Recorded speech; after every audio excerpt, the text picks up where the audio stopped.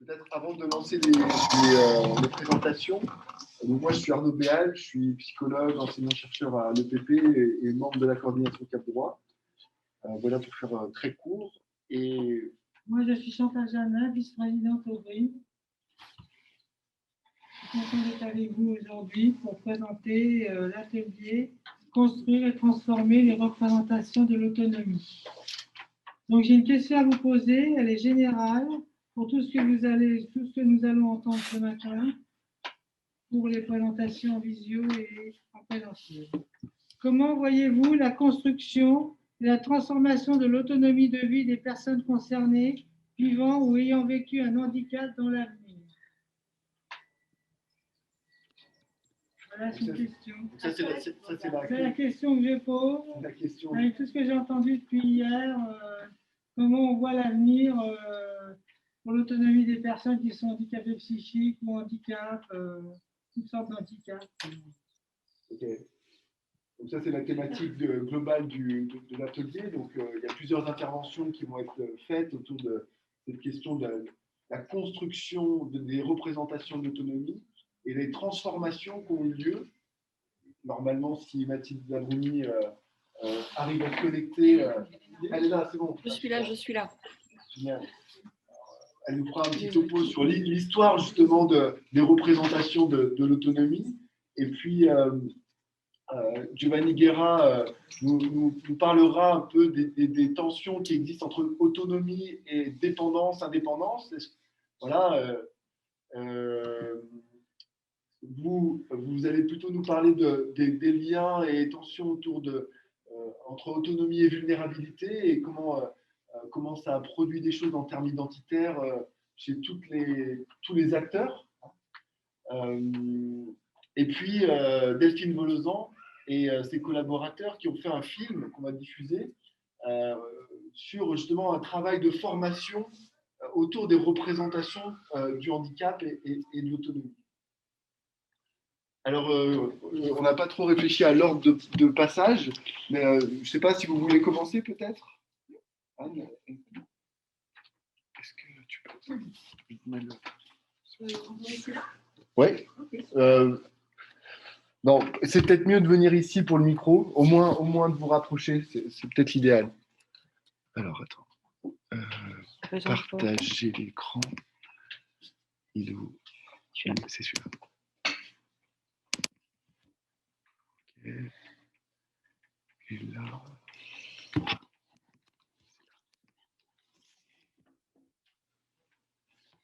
Bon. Okay. Alors, bonjour. Donc, Anne-Socio, on est nombreux de l'équipe de recherche ici, Catherine Nengy, Colette Lizier, Hervé Moisan et Carmen de Lavalloire. Je vais vous parler d'une recherche dans laquelle on est parti des revendications des usagers de la santé mentale en termes de reconnaissance de leur savoir d'usage, d'autodétermination, de participation aux services qui les concernent. Certains de ces principes s'étant traduits dans des politiques publiques en France, au travers de la reconnaissance des droits des usagers, de la participation. Je vais très vite, donc ça va être très schématique. Et pour interroger ces mouvements dans l'intervention sociale et plus particulièrement dans la santé mentale, on a choisi d'enquêter, de faire porter la recherche sur les services SAVS et SAMSA, services d'accompagnement social et services d'accompagnement médico-psychosocial pour adultes handicapés, merci, qui sont exemplaires, donc qui ont été créés en 2005 et qui sont exemplaires en France de cette traduction du mouvement de désinstitutionnalisation, de soutien dans les milieux de vie et de soutien au choix de vie des personnes en termes de logement, de travail, etc., tel qu'on a beaucoup discuté avec l'article 19 de la Convention, voilà, dont on a beaucoup parlé hier. Et on a choisi d'interroger l'originalité de notre recherche, c'est de croiser plusieurs points de vue des personnes qui sont impliquées dans ces services désinstitutionnalisés, et notamment donc les personnes usagères de services, donc en situation de vulnérabilité psychique, les proches aidants et les professionnels. Donc on a une méthodologie où dans notre équipe, ici présente, on croise ces différents points de vue Et on a aussi fait un dispositif de recherche participative avec des groupes d'analyse où on partageait donc voilà, les analyses en train de se faire, un processus qui dure 3 ans et qui a duré plus de 3 ans et qui est en train de se terminer aujourd'hui. Voilà, donc les associations partenaires, il y a GRIM, AMAC pour la région Rhône-Alpes et les Amis Germanois et la Fondation et l'œuvre Falleré pour l'Île-de-France. Donc là, sur la question des représentations de l'autonomie, dans la recherche telle qu'on l'a travaillée avec donc, ces personnes impliquées dont je parlais et ces différents points de vue, eh bien, tous ces acteurs ont beaucoup mis l'accent sur le continuum, donc sur le fait que vulnérabilité et autonomie ne s'opposaient pas, mais plutôt pouvaient se concilier, et que donc des formes de vulnérabilité psychique et sur d'autres dimensions pouvaient se concilier avec des formes d'autonomie, rejoignant finalement une définition de l'autonomie telle qu'elle peut être portée par l'éthique du CARE, donc les théoriciennes du CARE, qui mettent l'accent effectivement sur la manière dont l'autonomie s'appuie sur des interdépendances, des liens d'interdépendance. Bon, je vais avancer sur un des résultats principaux parce que je n'ai pas le temps de tout développer.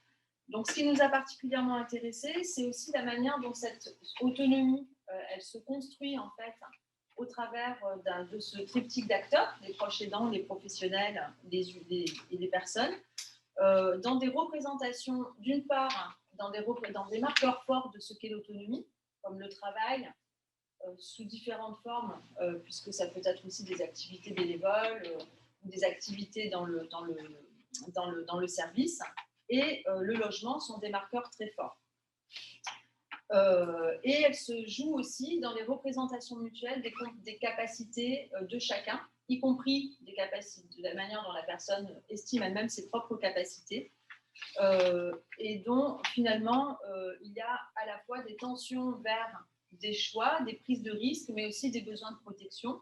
Je vais donner l'exemple d'une personne qui participe à la recherche et qui dit lui-même qu'il aimerait parfois que les professionnels et ses proches lui donnent un petit peu de mou sur la corde, mais en même temps, il exprime lui aussi un besoin de protection et que cette corde, en quelque sorte, reste toujours aussi présente.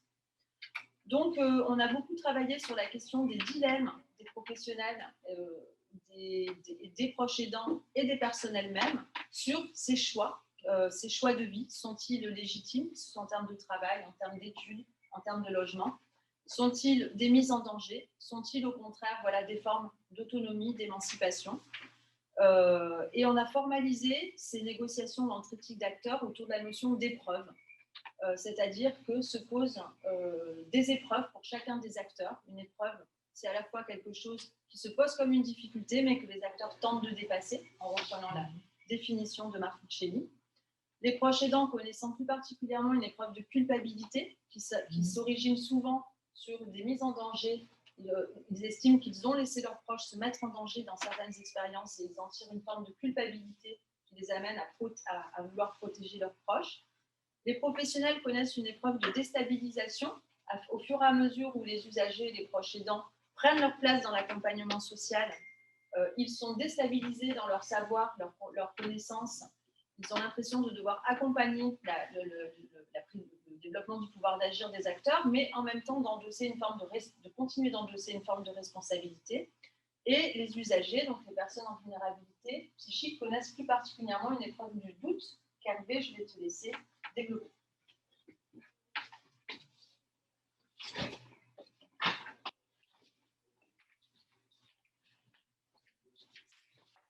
Au cours de nos séances de focus du groupe de MAG, avec un processus itératif, c'est-à-dire qu'on avait des réunions collectives, on se rassemblait et on reproposait aux 3 acteurs nos réflexions, notre mise en forme théorique.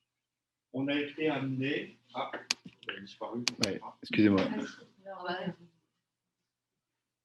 On a été amené à proposer une sorte de modélisation du déroulé chronique de ce que représente la maladie psychique depuis... Oui, pardon, excusez-moi. Il était là. Tu l'as vu? Non, on ne voit plus. Non. Il est sous le tableau. Il est sous PDF. Ok. Dans le navigateur.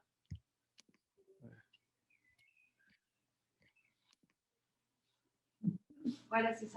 Ah non. Si, c'est ça. Attends, Voilà. c'est ça, ouais. Donc, ce schéma reprend, regardez bien les mots-clés, crise, déni, acceptation, se stabiliser ou être stabilisé. Déjà, celui-là pose question pour bien des acteurs. Je prends, comment dirais-je, précisément le monde de la psychiatrie. On peut avoir suivi le protocole, être stabilisé pour les autres, mais pas pour soi-même, en termes d'identité et de confiance. Ce que je voulais aussi insister, c'est sur les risques de rechute ou la peur de la rechute. Et ceci vaut pour les trois types d'acteurs. On a la situation où les éducateurs, les professionnels des SAVS ont tout fait dans les règles. Ça y est, il va pouvoir, ils ou elles vont pouvoir être inclus dans la société. Et puis, paf, ça se recasse la figure. Et ça, c'est à travers ça, il faut dire toute une souffrance. Souffrance de ne pas pouvoir faire des projets. Souffrance d'accepter le diagnostic aussi bien pour les parents que pour la personne concernée. Il faut voir donc là, c'est cette notion que je viens de dire par rapport à la stabilité, mais aussi tout ceci joue sur l'épreuve de confiance en soi et en les autres. Les parents se demandent, est-ce que tu vas être capable, les proches aidants, est-ce que tu vas être capable de, est-ce que tu seras bien, comme comment faire des projets, acquérir une autonomie, enfin, telle qu'on peut l'imaginer dans la vie normale, si du jour au lendemain, sur un choc émotionnel, sur une inadaptation de traitement, etc., eh bien, reviennent l'effondrement des capacités intellectuelles, cognitives, émotionnelles, relationnelles, et on régresse. À l'inverse de ça, on peut voir ce que j'ai appelé un processus de rétablissement en forme de spirale ascendante, avec tous les appuis des autres, toute la mise en confiance qui s'opère dans la durée, une temporalité longue. Ça, c'est très important. Et donc, à ce moment-là, il y a un processus de rétablissement en forme que j'ai présenté en forme de spirale ascendante. Si je l'illustre, par exemple, il y a une personne concernée qui ne veut pas qu'on rentre dans l'intime de son logement. Et puis, dans la quotidienneté des rapports sociaux qui se nouent, et bien progressivement, elle dit « Ah ben, vous pourrez venir chez moi ». Voilà des exemples. Alors,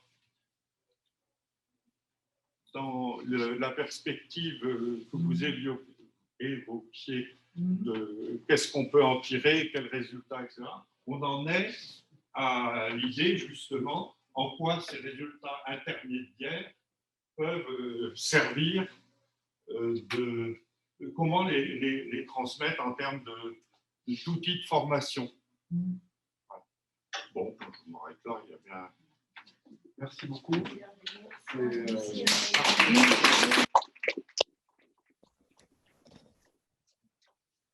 tout cas, si on reprend les mots de cet atelier, on voit bien là les constructions et les transformations à l'œuvre de l'autonomie qui est mouvante et qui se construit aussi à dans l'interrelation entre les différents acteurs. Peut-être qu'on peut enchaîner avec une autre communication. Oui, ou alors on peut poser des questions déjà, non? On voulait qu'on fasse entendre toutes les interventions, où on pose les personnes dans la salle posent des questions sur chaque intervention.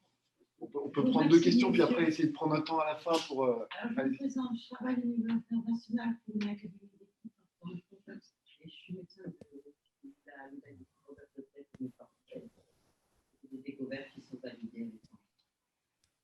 Alors, je vous remercie beaucoup pour votre témoignage très humain.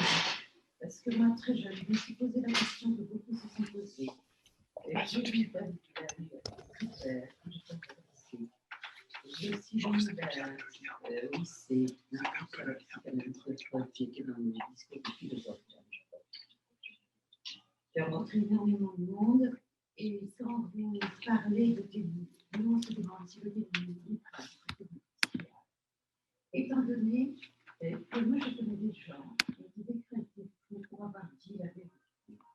Je connais des juridictions qui ont violé leur tête et j'ai des papiers chez les avocats prouvant les victimes. Ça, c'est irréfutable. Il déclare leur fils atteint de schizophrénie, il est détruit par des thérapeutiques. Parce que moi, j'ai connu des alcooliques dans les secrets, faisaient un délire. Ils s'appelaient le délirium très mince. Ils avaient des hallucinations montées sur leur lit. Ils me disaient qu'ils voyaient des rats dans leur chambre. C'était à vrai quand j'étais interne. Et donc, des fois, ils sont morts. Et c'est quelqu'un qui a été conseiller ordinaire, qui était dans la Somme, où j'étais remplacement ensuite. Et donc, ce que j'ai appris de gens qui ont été déclarés fous pour un test mal interprété de Rorschach, uniquement parce qu'ils étaient brillants et disaient la vérité. Copernic ne s'est jamais fait éduquer parce qu'il avait la vérité, il était seul. Après, Galilée a dû dire qu'il n'avait rien compris ce qui était la vérité pour sauver sa peau. Le professeur Jean-Louis Cacamon a été interné 3 ans en psychiatrie pour avoir dit des vérités sur des faux diplômes dans la faculté où il était maître de conférence à Paris. Voilà ce que c'est que la psychiatrie française. Merci beaucoup. Oui. Jean-Louis Jadin, là, donc, très rapidement, s'il vous plaît. Personne concernée, je travaille aussi avec AMAC et tout. Donc, vous avez parlé de stabilité et instabilité, effectivement, c'est quelque chose qui est difficile. Déjà, il ne faut pas arrêter son traitement, beaucoup l'arrêtent, mais même avec son traitement, on peut rechuter, ça il faut le savoir. Donc, d'autre part, l'environnement et tout, c'est essentiel pour qu'une personne soit stable, et d'autre part, il faut qu'elle soit aussi occupée. Après, même s'il y a des rechutes, normalement, le point principal, c'est la première hospitalisation. Il faut que si elle dure 6 mois, 1 an, 2 ans, je ne sais rien. Et après, ça peut être que des rechutes qui peuvent paraître normales. Et puis, avoir son suivi psychiatrique, hein, c'est important. Donc, c'est essentiel même pour un bien-être. Et puis, les personnes concernées peuvent réaliser des choses merveilleuses aussi. Hein, puis trouver de la joie aussi. Ça, il faut le savoir. Merci beaucoup. Vous voulez répondre, peut-être, réagir rapidement? Moi, j'ai un élément à partir de l'exposé de ce matin et puis des interventions de vous. C'est vrai que la dimension maintenant dans l'évolution des médiateurs santé-père, de la pérédance qui se professionnalise aussi dans le cadre des structures comme les SAMSA, les SAVS ou d'autres dispositifs, peut être vraiment aussi un outil pour développer justement l'autonomie des 3 parties en fait, avec des liens avec les aidants, des liens avec les professionnels et des liens aussi avec les personnes concernées. Ça peut être vraiment un bon médium pour justement faire circuler la parole, former, informer, développer aussi les consciences vers une plus grande autonomie, mais en prenant en compte aussi les difficultés, les freins qui sont vécus par les 3 acteurs. Ça crée un bon équilibre. Je veux dire un petit mot que moi, une fois, je suis tombée sur un psychiatre, psychothérapeute, et qui était plus malade que le malade. Ça arrive souvent. Parce qu'il m'a dit un diabète mal régulé, il devait prendre des médicaments, il s'est endormi dans le cabinet. Il était trop fatigué, peut-être. Et moi, je suis sortie, j'aurais dû peut-être alerter la secrétaire, je suis sortie sans bruit. J'ai réalisé que, en fait, après, il n'a pas repris le travail. Il était vraiment fatigué, lié à l'âge de la pathologie. Alors, je lui ai dit, oui, avec un praticien, il faut que ce soit soignant, social. Ce qui est important, c'est l'alliance thérapeutique, agapée, je dirais. C'est-à-dire confiance à la personne, amour, agapé un peu de la personne. Très bien. Merci. En tout cas, la question relationnelle, elle est très forte dans dans ce que vous venez de dire. Tu voulais dire un mot, peut-être? Est-ce que tu penses que c'est possible? Sinon, Oui, ça oui. mange du temps. Rap- Oui, je rapporte aussi, donc je suis membre de l'équipe avec Anne, ce programme. C'est quand même sur la question des représentations, enfin, cet atelier qui porte sur construire et transformer la représentation de l'autonomie. Nous-mêmes, en tant que chercheurs, puisque vous avez compris que c'était une recherche collaborative qui implique des personnes concernées, des professionnels et aussi des chercheurs, dans tout le process de recherche, de méthode d'analyse en groupe, de focus group, nous-mêmes sommes revenus sur finalement nos orientations de départ, nos présupposés et nos représentations aussi, pour évoluer sur un questionnement qui s'est vraiment fondé sur une coproduction, d'une expertise. On travaille sur les expertises multiples au sein de notre recherche. Je pense qu'on l'a aussi incarné au sein de l'équipe. C'est quelque chose, c'est une expérience assez troublante pour un chercheur aussi, parce que voilà, aujourd'hui, on écrit, vraiment, on est dans des théorisations ancrées. On tire le fil de ce qui finalement est sorti des expériences racontées et vécues au moment de la recherche. Elle s'écrit et elle se modifie, et ces représentations se modifient aussi en ne change pas. Je partage ce point de vue, mais nous aussi, on sort de là, on n'est pas encore sorti, mais transformé dans nos représentations de chercheurs. Merci. On peut peut-être enchaîner avec Oui. peut-être Delphine Volozan. Vous voulez Delphine présenter Tolosan. Non, je vais poser une question à Madame Anne Potiot et à vous. Donc, dans votre communication qui se focalise sur le continuum entre l'autonomie et la vulnérabilité, que vous explorez dans deux dimensions dans un premier temps, et on parlait du trouble psychique qui est associé à des représentations qui articulent autonomie et vulnérabilité. Quelles sont les catégories d'acteurs que vous voyez?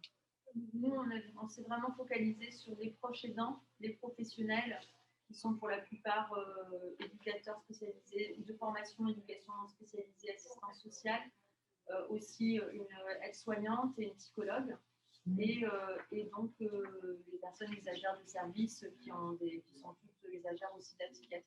Alors, on s'est focalisé sur ces acteurs. D'accord, merci.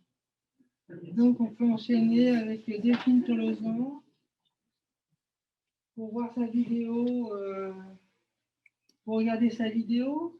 Oui, avec plaisir. Alors, juste brièvement avant la vidéo, peut-être, pour faire écho à ce que vous évoquez, je trouve que c'est très intéressant la question de l'évolution des représentations et comment on parle des représentations dans les instituts de formation des professionnels, donc pour ma part, des instituts de formation des étudiants infirmiers, donc pas dans le domaine social, mais plutôt dans le domaine paramédical. Et donc, ce qui s'est posé comme question rapidement, c'est comment, au-delà de la littérature et des expériences des étudiants, on peut questionner nos pratiques et surtout faire un pas de côté. Et c'est là que j'ai pensé à Malo et sa troupe. Je te laisse. Oui, bonjour, moi je suis Malo Lopez, je suis responsable artistique et metteur en scène d'une compagnie lyonnaise qui s'appelle l'Insolite Fabrique, qui est composée uniquement de personnes en situation de handicap mental, et cette activité théâtre est hébergée dans un EHPAD, voilà, géré par l'association Alger. Et on vient régulièrement sensibiliser les étudiants et ouvrir le dialogue justement sur la question du handicap et de l'autonomie, voilà, avec des pièces de théâtre. Un outil qui voilà, innovant, mais on va vous laisser regarder la vidéo et puis après, on répondra aux questions. Okay.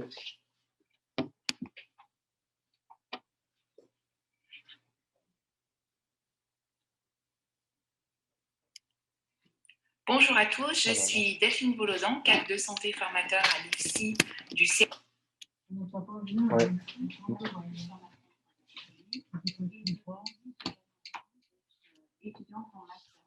Ok, on recommence. Ça va pas du tout.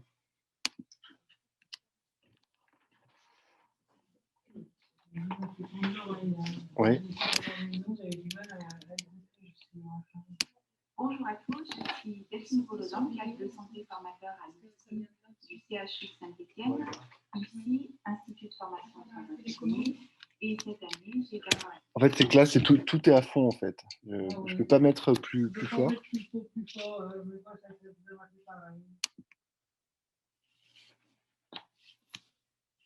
On essaie quand même? On entend un peu quand même. Dans l'oreille, ouais. Bonjour à tous, je suis Delphine Bolodan, cadre de santé formateur à l'IFSI du CHU de Saint-Étienne, ici, Institut de formation de soins infirmiers. Et cette année, j'ai également la chance d'être étudiante en Master 2, parcours référent handicap à l'ESTEF. Alors, comment est né ce projet? Tout d'abord, d'un constat. Les étudiants infirmiers de première année n'ont, pour la grande majorité, jamais été confrontés aux personnes en situation de handicap. Il était donc nécessaire, en tant que formateur, de trouver un outil pédagogique innovant pour permettre aux étudiants de questionner leur représentation du handicap et des personnes en situation de handicap, afin d'envisager la place accordée à l'autonomie lors des prises en soins, quel que soit leur lieu d'exercice. Voilà maintenant 5 ans donc, que nous travaillons avec Mario Lopez et l'insolite Fabrique. La rencontre des étudiants et des comédiens est un après-midi vraiment très riche pour l'ensemble des personnes présentes dans l'amphithéâtre. Cette pièce de théâtre est suivie d'un débat. C'est un point marquant en fait dans l'entrée en formation, tout d'abord comme support à la réflexion, mais également un moment clé de la première année, puisqu'en fait c'est un après-midi qui est réellement riche en émotions, en rencontres. J'ai 22 ans et je suis en école d'infirmière depuis 3 ans, donc c'est ma dernière année. Ma vision des personnes en situation de handicap, c'est vrai qu'avant de rentrer en école d'infirmière, je n'avais jamais vraiment côtoyé les personnes en situation de handicap. Et en première année, en cours, on nous donne surtout une vision du handicap par rapport à ce que ces personnes nous demandent par rapport à la norme. En pratique, ça a été très bénéfique parce que juste après, j'ai été en stage en accueil de jour des adolescents et de la psychiatrie. Et je sais que du coup, j'avais un regard complètement différent. En fait, je ne voyais pas l'adolescent avec ses pathologies en me disant oh là là, comment on va se passer sa vie. En fait, je me disais juste que tout était possible. Et du coup, on est beaucoup plus positif dans notre prise en charge. Dans ce dispositif, c'est que faire rentrer les personnes en situation de handicap à l'IFSI, c'est un point indispensable parce que ça permet aux étudiants de rencontrer ces personnes en dehors de leur contexte de soins. Et donc, ça veut dire leur permettre de devenir des professionnels réflexifs et à la fois qui vont être plus tard à l'écoute des besoins des patients, inscrits dans un projet de soins parce qu'ils auront rencontré des personnes en dehors du milieu hospitalier. Quand on nous a informé qu'on allait voir une pièce de théâtre jouée par des personnes en situation de handicap, je pense que tous notre réaction, c'est qu'on était super curieux de découvrir ça. Et en fait, au début, c'est sûr, on voyait le handicap, mais en fait, au fil de la pièce, on se rendait vraiment compte qu'en fait, c'est des acteurs qu'on a devant nous et pas des personnes en situation de handicap. Ça a vraiment fait évoluer mon regard et je pense le regard de beaucoup dans la promotion.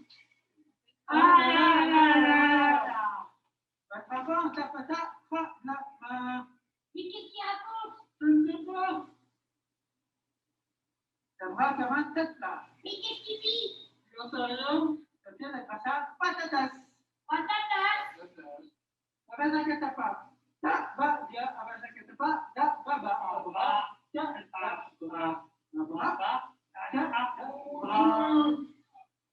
nous, on a imaginé donc, des médecins un peu fous qui représentent un peu, qui disent le diagnostic un peu avec une voix bizarre, avec une manière de parler bizarre, pour bien représenter ce problème de communication qu'il y a entre les parents et souvent les médecins. Votre enfant, elle a pas de psychonerphonique à évolution des nécessaires, associée au syndrome de Kessler avec glossolalie. En fait, cet enfant est arrivé en parallèle. Ce sourd, peut-être un stupide.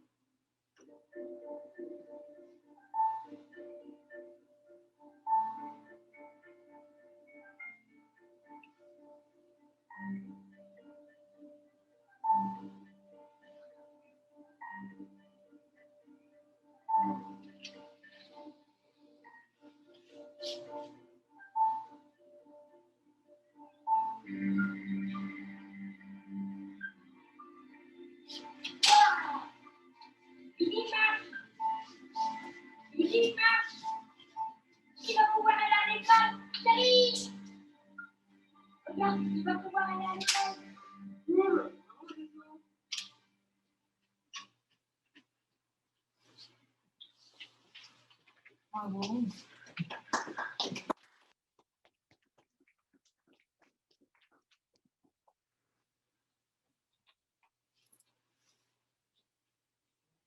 Une réaction, ça, il y a des questions sur cette VDA, sur cette vidéo.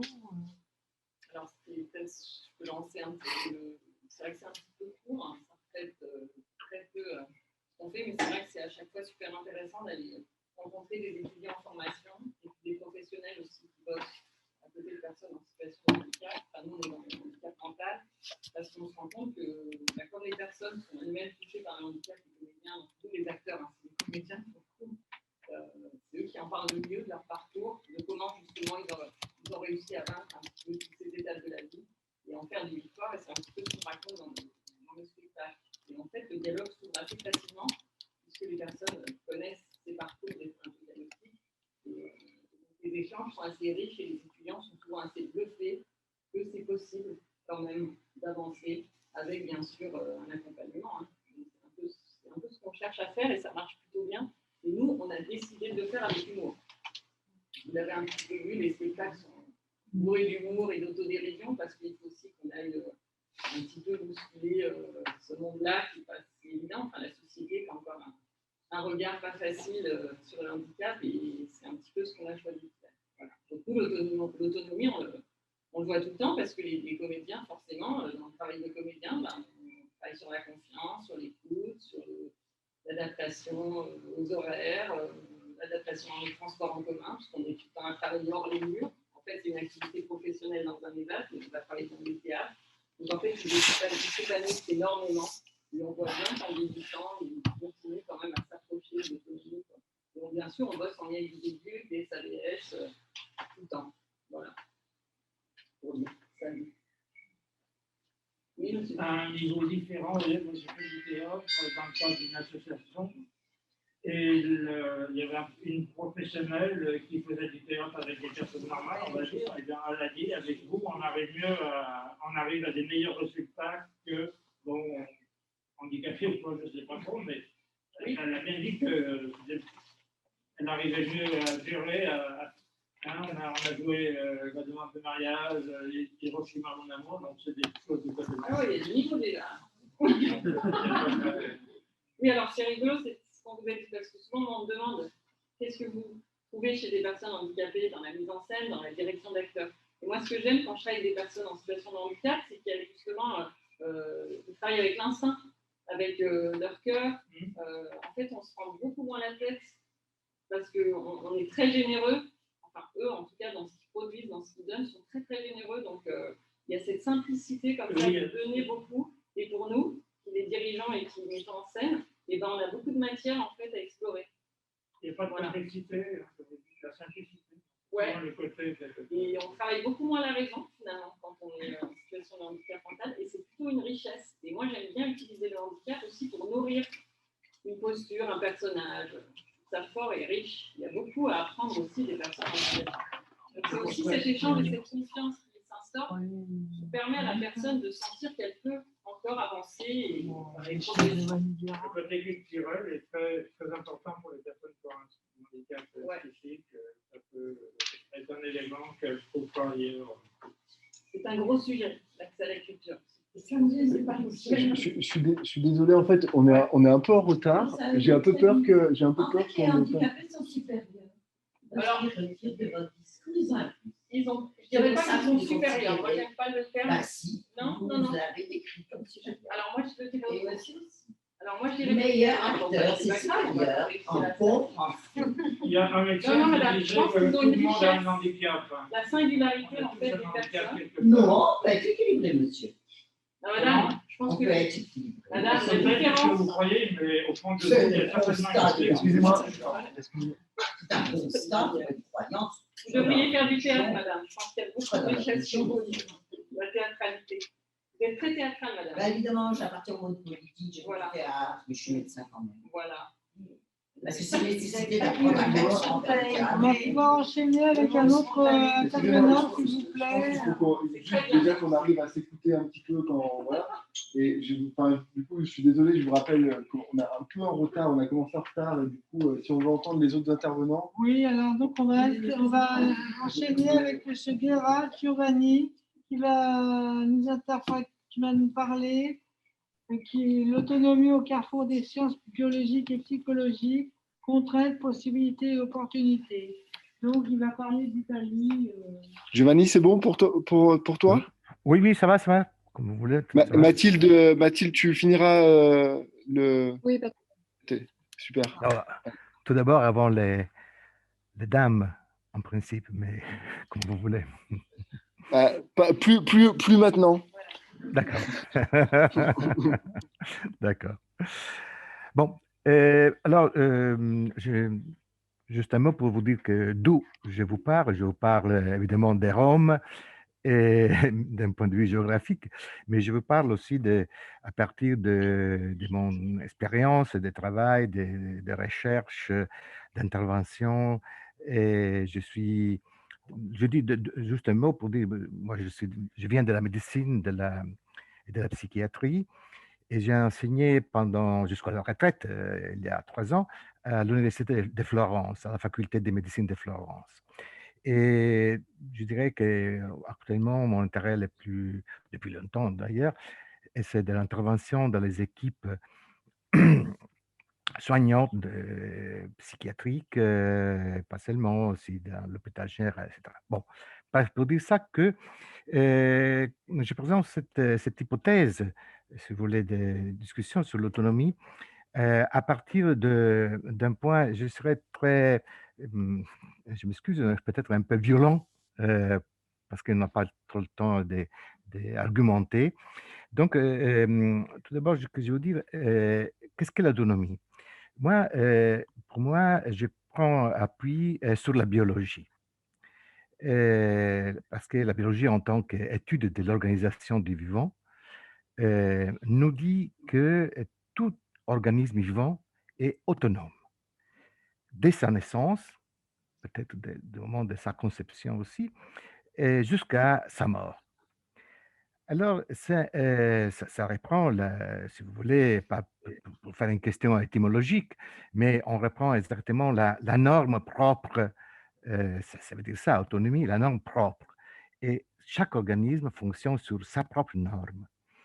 Ce qui n'empêche pas, au contraire, de faire, disons, ses comptes avec la réalité alentour, le monde qui nous donne des occasions et des possibilités aussi. Alors, je reste là sur ce point biologique parce qu'il me semble très clair qui nous offre l'idée aussi du développement. Le développement de l'organisme suit toujours sa norme, et je répète encore une fois, avec les contraintes et les possibilités qui sont offertes par l'environnement. Donc, de ce point de vue-là, il faut penser l'autonomie qui n'a rien à voir avec la toute-puissance, c'est évident, non plus avec l'autodétermination. Nous ne sommes pas, notre génome, disons, nous détermine, mais ce n'est pas à nous de décider disons, à partir de notre corps. Notre corps, c'est un peu le résultat de notre génome et d'autres questions aussi, bien entendu. Bon, bref, pour revenir à cette idée fondamentale des normes de développement liées à l'organisme et aux contraintes internes, son propre génome, bien entendu, et les contraintes de l'environnement. Je passe rapidement à un point de vue différent que le point de vue psychologique.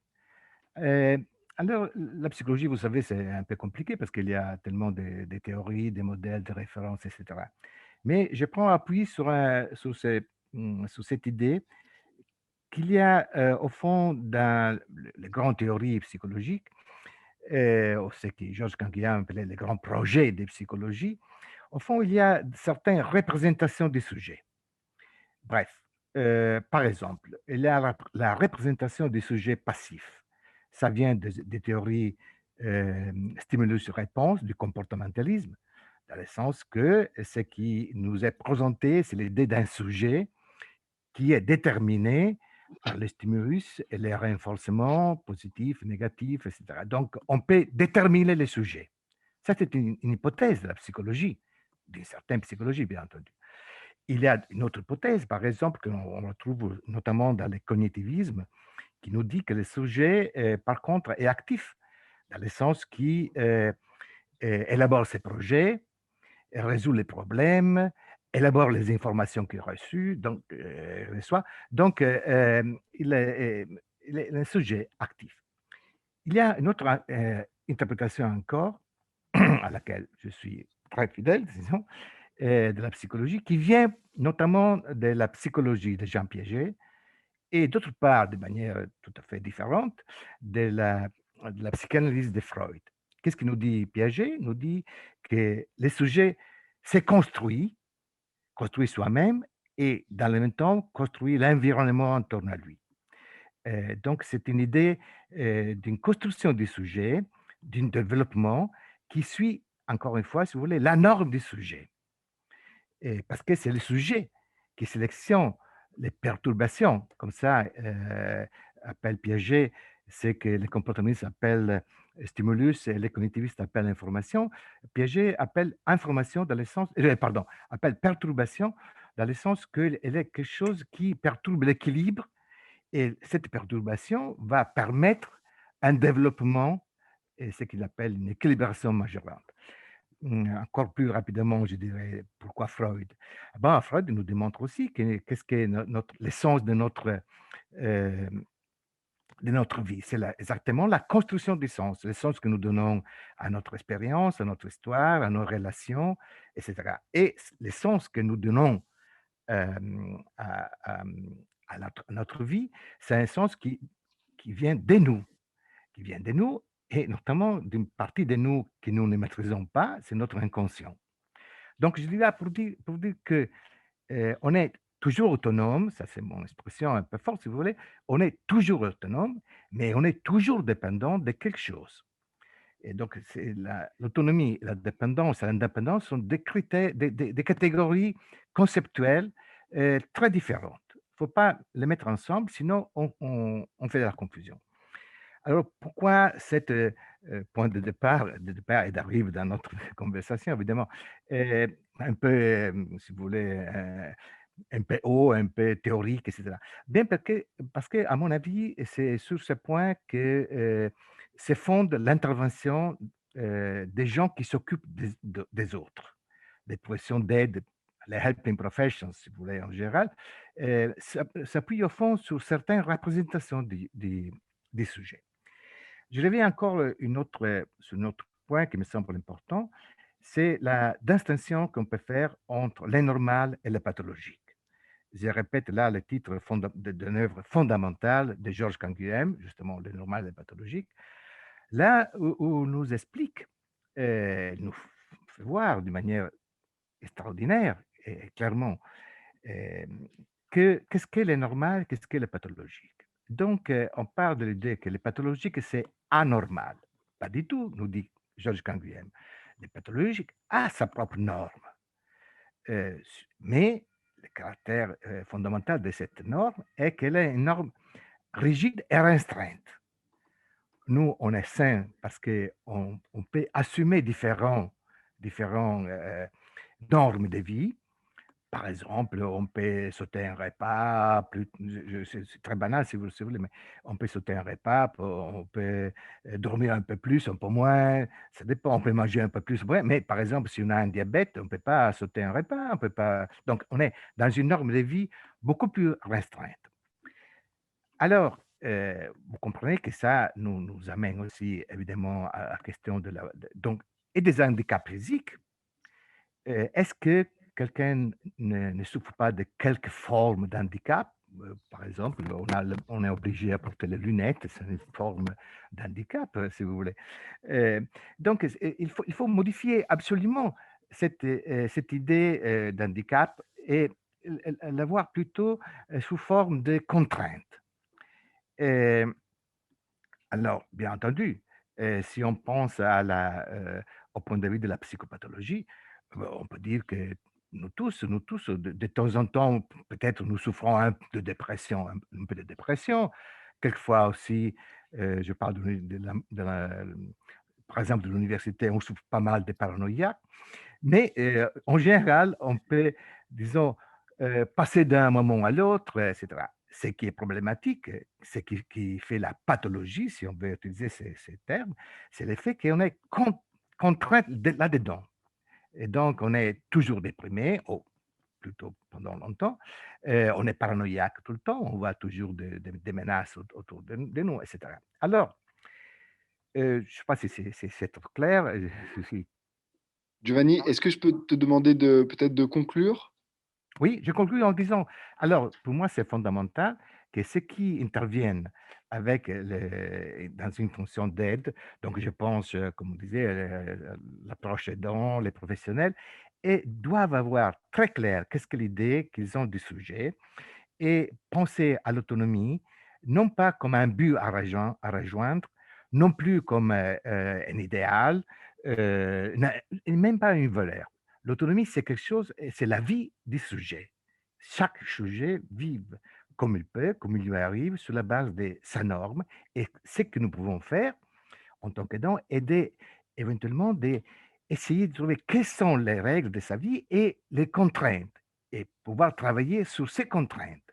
D'une certaine manière, je dirais que ce n'est pas l'autonomie qu'on va développer. On va éventuellement essayer de modifier les contraintes dans lesquelles nous tous sommes pris, nous sommes tous vulnérables, mais en particulier, évidemment, les personnes qui sont plus fermées dans une norme plus rigide. Voilà. Très Je bien. m'excuse. Très bien. Merci beaucoup, Trop de Giovanni. choses, peut-être. C'est passionnant. Les textes, bien sûr, sont disponibles sur Internet et le texte de Giovanni en fait partie. Et, je vous invite à les consulter. Je propose qu'on enchaîne directement avec l'intervention de Mathilde Labruni et qu'on prenne peut-être quelques questions à la fin. Mathilde qui va nous présenter une partie de sa thèse. Donc, le texte qui est disponible sur Internet est beaucoup plus volumineux que ce que vous allez peut-être nous dire là maintenant. Mais on vous écoute sur l'histoire des représentations finalement de l'autonomie. Oui, merci, bonjour à tous. Alors, je vais essayer de faire court sans parler trop vite. Alors, effectivement, le texte qui est disponible et la synthèse que je vais développer ici, elle vient en fait de mon travail de thèse qui porte sur l'accompagnement à l'autonomie en santé de personnes travailleuses du sexe dans une association de réduction des risques. Et donc, dans le cadre de cette thèse, dans l'école, il faut faire un état de l'art, donc une revue de la littérature. Et moi, il y avait ce mot-clé de l'autonomie sur lequel j'ai quand même un peu buté parce qu'il fallait l'investiguer et sur le terrain et dans la littérature. Et sur le terrain, en anthropologie, on travaille sur les représentations. Donc évidemment, je demandais aux acteurs, aux professionnels, aux personnes accompagnées, pour vous, qu'est-ce que l'autonomie? Et à chaque fois, on me disait, c'est savoir se débrouiller seul. Et donc moi, en fait, j'ai dû partir de ça. Et ça m'a permis de rentrer dans la littérature et j'ai essayé de comprendre en fait quel était le processus, parce qu'aujourd'hui on parle beaucoup d'autonomie relationnelle, enfin, ça commence de plus en plus à émerger. On commence de plus en plus à percevoir le sensible derrière l'autonomie, derrière cette vision hyper indépendante et exigeante et autosuffisante de l'autonomie. Et dans tout travail de thèse, il faut ensuite expliquer et développer son raisonnement. Et c'est pourquoi aujourd'hui je vais revenir sur l'autonomie individualiste et atomiste héritée des Lumières jusqu'à l'autonomie relationnelle. Voilà.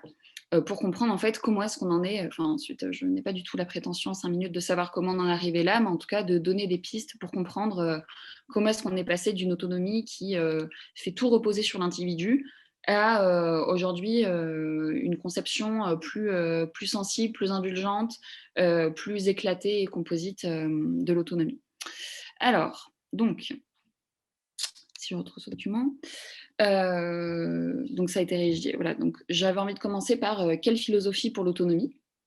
Et donc, je vais commencer à l'aborder par son acception dans le sens commun, en m'appuyant sur les travaux de Ronan Le Coadic, qui a travaillé sur la vision de l'autonomie dans multiples documents. Donc, dans de nombreux travaux, se sont donc attachés à explorer et à dessiner les contours de cette notion d'autonomie. Néanmoins, il en ressort que l'autonomie est un concept mou qui autorise de fait le façonnement et la redéfinition, d'où la proposition de ce colloque, par exemple. Pour Ronan Le Coadic, ayant mené donc une étude exhaustive sur les représentations de l'autonomie dans nombre de travaux, l'autonomie n'est pas définissable. Malgré l'étendue et la fréquence de son usage, il y aurait donc une absence de consensus ou de commun. Cependant, selon les travaux analysés, deux éléments de définition se dessinent. Donc l'autonomie se réfère aux individus et non aux personnes morales, donc c'est vraiment quelque chose d'essentiellement humain, et elle désigne un processus de subjectivisation et un questionnement adressé à la société dans son ensemble. Donc l'autonomie serait donc un processus jouant sur deux registres, donc réflexif interne, donc propre à l'individu, à sa psyché, et sociétal externe. Elle s'inscrit donc dans une double dynamique, permettant aux individus à la fois de s'interroger sur eux-mêmes et ensuite d'interroger leur rapport à la société et leur rapport au monde. Voilà, ça c'est déjà des pistes qui nous permettent de définir l'autonomie. De plus, il repère qu'une conception sociale singulière entoure la notion d'autonomie.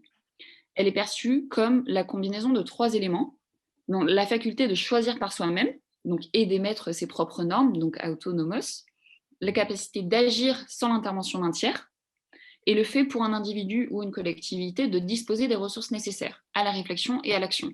Ce sont les trois éléments qui ressortent de la revue de la littérature concernant la définition de l'autonomie. Donc, choisir par soi-même, n'avoir besoin de personne et disposer des ressources pour le faire.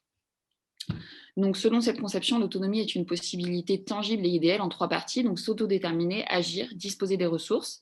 Et à travers ces trois entrées, dessinant les contours d'une conception sociale partagée de l'autonomie, on peut noter que l'autonomie semble fortement liée donc à la notion d'indépendance, ancrée dans une conception autosuffisante qui renvoie fondamentalement l'individu à lui-même. Et l'autonomie telle qu'elle est entendue ici semble être un idéal très exigeant, et d'où l'éclosion de cette conception relationnelle. Donc, dans un petit B, j'ai parlé de l'esprit des Lumières qui ancre vraiment la genèse de la conception sociale de l'autonomie. Donc, comme esquissé précédemment, j'ai choisi de m'appuyer sur la conception de l'autonomie portée par Emmanuel Kant, qui est celle qui prévaut le plus, même s'il n'est évidemment pas à l'origine du mot, mais ce sont ses représentations et les enjeux que lui en a dessinés qui prévalent encore majoritairement de nos jours dans le sens commun. Donc nous rendrons compte ici des apports majeurs de son œuvre en ce qui nous permettront d'éclairer trois points essentiels.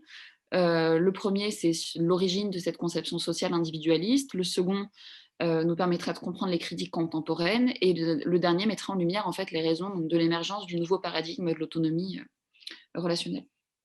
Donc, brièvement sur l'origine, l'autonomie s'oppose à l'hétéronomie, qui renvoie à une loi extérieure ou transcendante, et à l'anarchie, qui caractérise le refus de toute loi. En somme, lorsque la loi lui est imposée du dehors, l'individu ne fait qu'obéir. On parle d'hétéronomie morale, et c'est seulement lorsque l'individu s'impose à lui-même une loi qu'il agit moralement et de manière autonome. Donc, pour faire la transition vers l'autonomie relationnelle, si l'autonomie a été présentée jusqu'alors comme un vecteur d'émancipation, certains s'interrogent désormais sur la présence forte d'une injonction à l'autonomie et sur ses effets donc moins dithyrambiques.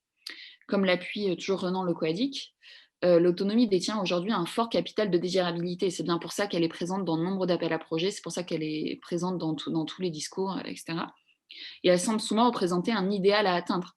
Alors pourquoi est-ce qu'on parle autant d'autonomie? Parce que c'est un idéal, une caution au bonheur. Et il soutient que cette injonction à l'autonomie est largement partagée, soulignant au passage ce paradoxe. Donc par définition, l'autonomie ne peut pas être imposée, mais relève de la législation propre de l'homme et de rien d'autre. Et donc, dans tous ces appels à projets, notamment le mien, d'accompagnement à l'autonomie, il y a déjà un hiatus, parce qu'on accompagne à l'autonomie, alors que l'autonomie, c'est une loi qu'on édicte soi-même pour soi-même, dans les termes. Il existe alors un réel malaise autour de l'autonomie qui tiendrait tant à l'impossibilité d'atteindre un idéal qu'à la présence structurelle de l'hétéronomie. Il est évident qu'on est tous agis quand même par des facteurs extérieurs. Et en se positionnant comme norme, l'autonomie a perdu de son potentiel émancipateur, pour plutôt se positionner comme un vecteur d'angoisse mettant en échec les individus. Et c'est ce dont Ehrenberg fait cas dans notamment La Société du malaise, et il dit que l'autonomie devient une contrainte de masse, qui se manifesterait par une montée de la dépression, à corréler avec un désenchantement du monde. parce que c'est un idéal à atteindre qui est impossible à atteindre. On ne peut pas être seul et éditer ses propres règles seul sans rien d'autre. Et c'est fort de cette hypothèse donc, que des philosophes comme Vincent Descombes ou Marlène Jouan, ou d'autres bien plus nombreux, aux États-Unis, ont rejoint la conception traditionnelle de l'autonomie, ont rejeté cette conception traditionnelle de l'autonomie pour soutenir que l'autonomie n'a pas de sens isolé, mais qu'elle est relationnelle. Il redessine donc les contours de l'autonomie en invitant à inclure les conditions intersubjectives et sociales de l'autonomie au cœur même de sa définition. Donc, en s'appuyant sur les capacités, les vulnérabilités, la responsabilité. Et pour eux, et je vais faire vite, hein, donc je termine, je ne vais pas faire l'entièreté de la communication. Pour eux, en fait, la vulnérabilité, les capacités, la responsabilité sont à revoir autrement, et ils œuvrent en fait pour une production du discours sur l'autonomie, parce qu'en fait, les mots, les termes sont ensuite acceptés dans le sens commun parce qu'il y a du discours, parce qu'il y a des textes et parce qu'ils sont entendus autrement. Et donc, ils œuvrent pour une conception de l'autonomie qui réinscrit l'individu au sein d'un réseau d'interdépendance et pour lesquels la vulnérabilité n'est plus péjorative, pour lesquels capacité et incapacité ne sont plus indissociables, pour lesquels en fait, on accepte l'individu en tant que tel comme un être composite qui est lié au monde et lié à lui-même par de multiples facteurs qui ont été abordés dans les communications précédentes. Voilà. Mathilde, merci beaucoup pour cet exposé, très riche, très intéressant et qui donne envie d'aller beaucoup plus loin et de lire ce que tu as écrit, notamment sur le site internet. Et je propose qu'on prenne quand même un temps pour échanger un petit peu, mais on n'a pas beaucoup de temps, donc ça va être très, très frustrant. Mais s'il y a des questions adressées aux communicants ou des remarques, on s'écoute. Peut-être.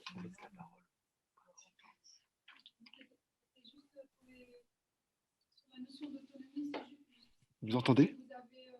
Oui. Est-ce que vous pouvez parler très fort, ouais, ou venir là? Oui. Mathilde et puis le monsieur avant, mais Giovanni Guerra. Giovanni, pardon. Est-ce que il y a Philippe Barrier, qui est un médecin de santé publique et qui a lui-même atteint de diabète, qui a écrit il y a quelques années, il travaille à Bobigny sur tout ce qui est éducation thérapeutique, et il a écrit il y a quelques années un petit ouvrage qui s'appelle La blessure et la force, et il parle lui il dit que l'expérience de la maladie permet justement la reconfiguration identitaire, intérieure de nos propres normes, et il parle d'autonormativité. C'est juste parce que je ne l'ai pas entendu, vous ne l'avez pas cité, donc si ça peut vous intéresser, et ça décline effectivement cette notion d'autonomie de façon différente, et que c'est la personne et l'être qui va se redéfinir à partir de tout ce qu'il va faire. Ça me paraît une bonne façon de synthétiser, enfin de voir ce que vous dites là sur les différentes tensions désignées. Merci. Oui, absolument. Il y a Wayne Martin qui a levé la main.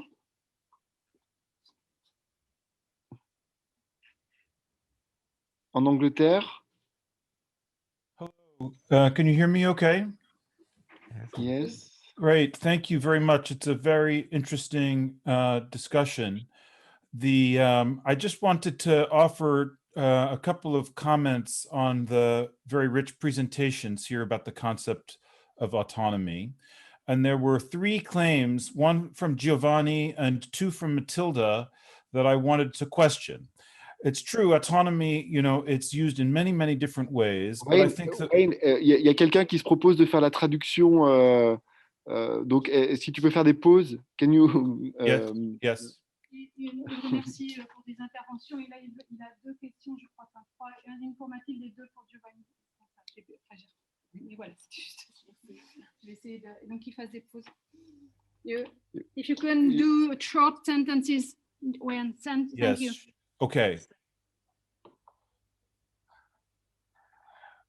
So, should I go ahead? Yeah. Okay. Okay.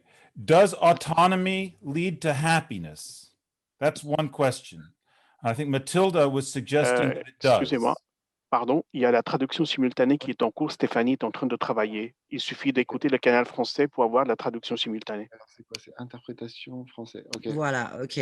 Bon, OK, vous m'entendez là? Bonjour, bonjour. OK, Wayne. OK, let me just a minute. Question one. Okay. Question number Donc, one. question numéro 1. Est-ce que l'autonomie mène au bonheur? Mathilde suggère que c'est possible, et c'est la promesse de l'autonomie peut-être, mais moi je ne suis pas d'accord. Je pense que la première personne qui est autonome est Antigone. Antigone a parlé de son autonomie lorsqu'elle va aller mourir toute seule. Elle n'est pas heureuse, mais elle meurt autonome. Et dans notre environnement, on parle de cette tension constante entre l'autonomie et le bien-être ou le bonheur. Donc, c'est une politique, il faut trancher, il faut équilibrer ces différents objectifs. Donc, il ne faut pas supposer forcément que l'autonomie va vous rendre heureux. Parfois, au contraire, vous allez être misérable et il faut voir ce qu'on peut faire par rapport à ça. Après, question, est-ce que l'autonomie est universelle? Et Giovanni a parlé du concept biologique de l'autonomie.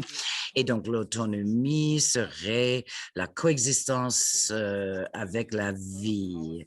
Si c'est vrai, ce n'est pas un objectif politique. Dans ce cas-là, on n'a rien à faire. Tout le monde est déjà autonome. Donc, ce concept biologique de l'autonomie est aussi intéressant à étudier, mais qui n'est pas vraiment approprié dans notre domaine de travail et pour la politique publique. Ensuite, est-ce qu'on peut forcer quelqu'un à devenir autonome? Est-ce qu'il y a cette injonction à l'autonomie? C'est Jean-Jacques Rousseau lui-même qui a adoré ce paradoxe. Et je dirais oui, on peut forcer des gens à être autonomes.